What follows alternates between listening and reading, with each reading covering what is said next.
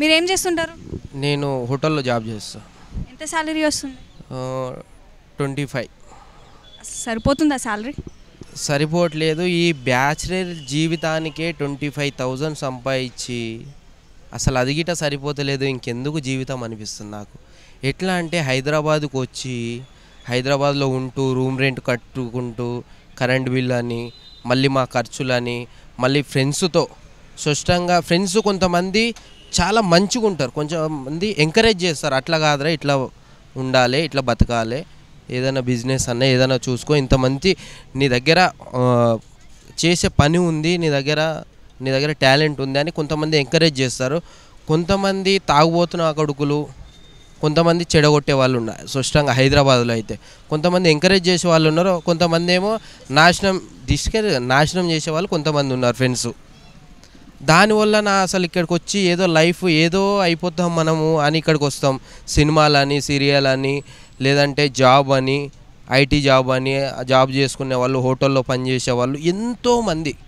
అసలు 25 శాలరీ ఉండి నాకు అసలు రూమ్ రెంట్ కట్టుకొని మళ్ళీ నా ఖర్చులు చూసుకోగా నేను ఇంటికి పంపాల్సింది పోయి నేను ఇక్కడే మొత్తం నా డబ్బులే నాకే సరిపోవట్లేదు. అసలు ఏం చేయాలి కొన్ని రోజులు. కారణం ఏంటంటారు దానికి?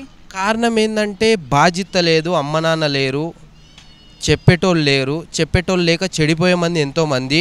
ఇంకా ఫ్రెండ్స్ ఏమో దొంగ మాటలు చెప్పి ఏదేదో చెప్పి నేను అది పెడతా ఇది పెడతారా, నాకు కొన్ని డబ్బులు సాయం చేస్తాము అంటే వాడికో 50,000 20,000 ఇచ్చి అట్లా మోసపోయే వాళ్ళు చాలామంది.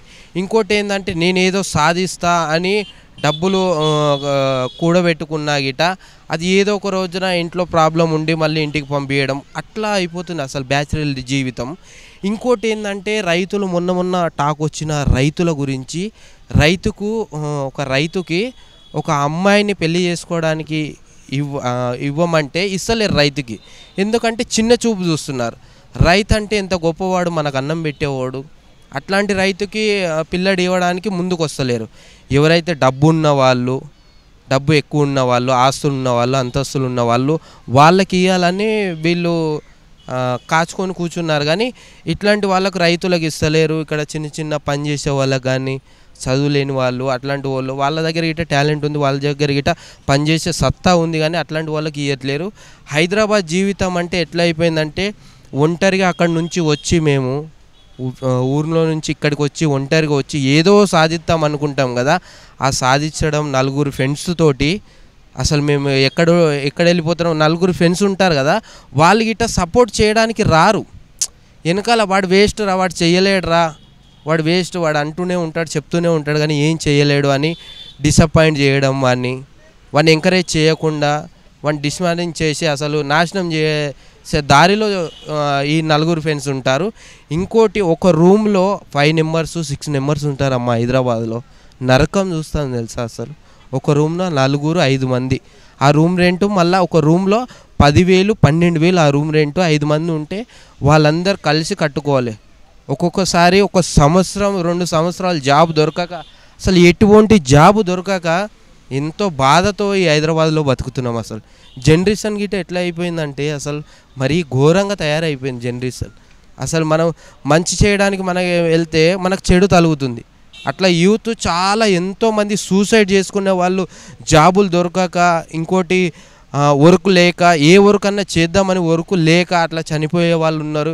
ఇక్కడికి వచ్చి 4 ఫ్రెండ్స్ పరిచయం అయిన తర్వాత మందు తాగి, గంజాయి తాగి, డ్రగ్స్ తాగి, ఏదేదో తాగి అసలు ఇంకా మన లైఫ్ వేస్ట్ అయిపోయింది. ఇంకా సూసైడ్ చేసుకోవాలి, ఏదో ఒక పేరు చెప్పి సూసైడ్ చేసుకోవాలి. ఏంటంటే కాలేజీలు, హాస్టళ్ళు ఏవైతే చదువుకోవడానికి వెళ్తున్నారో చూసినావా, వాళ్ళు గిట్ట చెడిపోతున్నారు. అట్లా అయిపోయింది హైదరాబాద్ జీవితం అంటే. అసలు ఊర్లో ఉంటే అమ్మ నాన్నతో ఉంటాం, భయం ఉంటుంది, భక్తి ఉంటుంది, అమ్మ నాన్న ఏదో ఒకటి చెప్తారు మనకి. అక్కడ పని చేసుకోవడం స్వచ్ఛంగా ఉంటుంది, గాలి మంచిది. ఊరు అంటే ఊరే ఇంకా బెస్ట్. కన్న తల్లిలాగా ఆ ఊర్లో ఉండడం చాలా బెస్ట్. ఈ హైదరాబాద్ వచ్చి వేస్ట్, నిజంగా చెప్తాను. పేరుకు మాత్రమే హైదరాబాద్, కానీ ఇక్కడ ఏమి లేదు. ఎవడు మనల్ని చూడడు, పలకరియ్యరు, ఎవరు హాయ్ అని చెప్పరు, బాయ్ అని చెప్పాడు. అక్కడ 4 పిలుస్తారు, ఎట్లున్నావు నాన్న, ఏంటి నాన్న అని పలకరించే వాళ్ళు చాలామంది ఉన్నారు. అమ్మ నాన్న ఉంటారు, భయం ఉంటుంది, మనం ఏం చేయాలి, ఏం పని చేయాలని అమ్మ నాన్న గిట్ట చెప్తారు. సో స్పష్టంగా ఏంటంటే రైతులకు గిట్ట ఇవ్వట్లేరు, చదువుకునే వాళ్ళకి గిట్ట ఎంకరేజ్ చేయండి. వాళ్ళ గిట్ట పిల్లలు ఇవ్వండి. జీవితం హైదరాబాద్ జీవితం అమ్మ నరకం అమ్మ. చాలామంది అమ్మాయిలు చదువుకోవడానికి సిటీస్కి వస్తూ ఉంటారు. కట్ చేస్తే వీళ్ళు ఇక్కడ చేసే కథలు వేరే ఉంటాయి. దానిపై మీ అభిప్రాయం ఏంటి? అంటే మీరు ఇంతకుముందు ఎప్పుడైనా ఇలా చూసారా, ఇలాంటి వాళ్ళని ఎప్పుడైనా? చాలా మందిని చూశానమ్మా. ఏంటంటే హైదరాబాద్కి చదువుకోవడానికి స్టడీ గురించి మేము వస్తున్నామని ఇక్కడ చేసేవి అమీర్పేటలో కానీ ఎంతోమంది నైట్ పూట 1, 2కి 12కి 3కి 4కి అట్లా నిలబడి ఉంటున్నారు. అసలు వాళ్ళు స్టడీ కానీ వస్తున్నారు, కానీ ఇక్కడ చదువుకోవట్లేరు.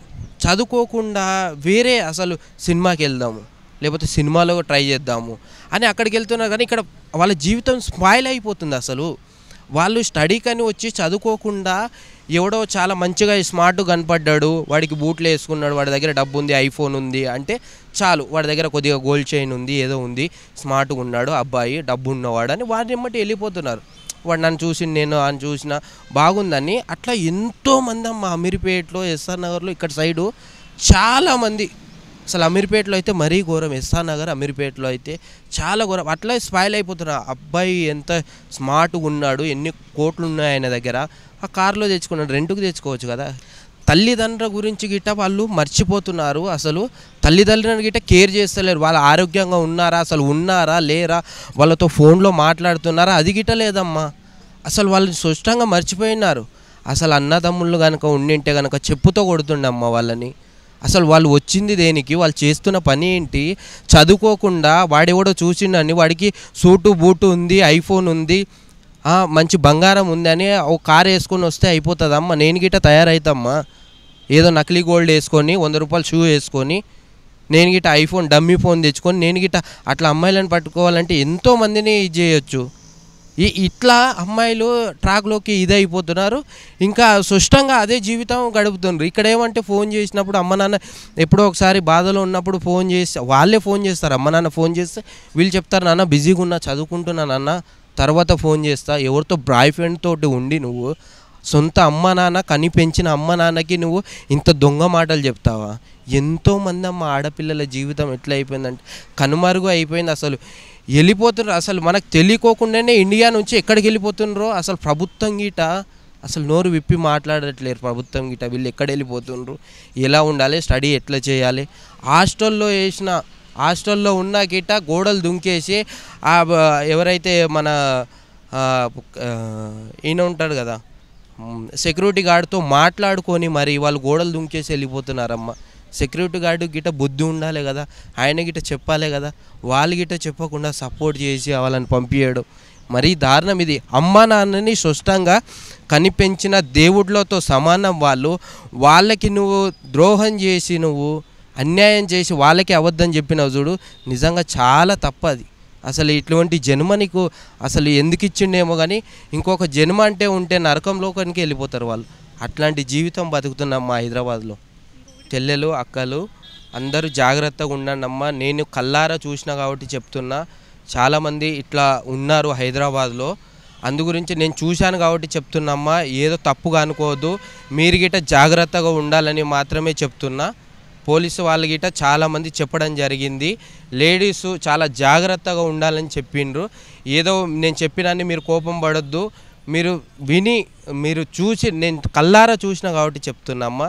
మీరు గిట్ట ఇంకోటి డ్రెస్సింగ్ కానీ లిప్స్టిక్లు కానీ మేకప్ కానీ చాలా జాగ్రత్తగా వేసుకొని డ్రెస్సింగ్ ఎస్పెషల్లీ హైదరాబాద్లో ఆ బొంబాయి వాళ్ళు ఇక్కడ వచ్చి అడ్డమైనది మనకు రోగం ముట్టించారు. కానీ లేకపోతే మన తెలుగు సాంప్రదాయం వేరమ్మా. అసలు చీర కట్టు వేరు. అసలు మీరు ఇక్కడ వేరే వేరే డ్రెస్సులు వేసుకొని వాళ్ళు అమ్ముతారమ్మ ఎన్నో డ్రెస్సులు, ఇక్కడ ఎట్లా పడితే అట్లా డ్రెస్సులు వేసుకొని వాళ్ళని గిట్ట ట్రాక్లోకి అట్లా తెచ్చే ప్రయత్నం చేయకండి, జాగ్రత్తగా ఉన్నానమ్మా. ఇంకోటి స్పెషల్గా చెప్తున్నా అక్కలకి నా చెల్లెళ్ళకి ఎవరైతే లేడీస్ ఉన్నారో వాళ్ళందరికీ చేతులు ఎత్తి మొక్కుతున్నా అమ్మ, జాగ్రత్తగా ఉండండి, మీరు మంచిగా ఉండండి, ఇటువంటి వాటికి దూరంగా ఉండండి. ఎవరైనా ఏది చెప్పినా గిట్ట ఏది నమ్మకండి, చేతులెక్కి మొక్కుతున్నాము.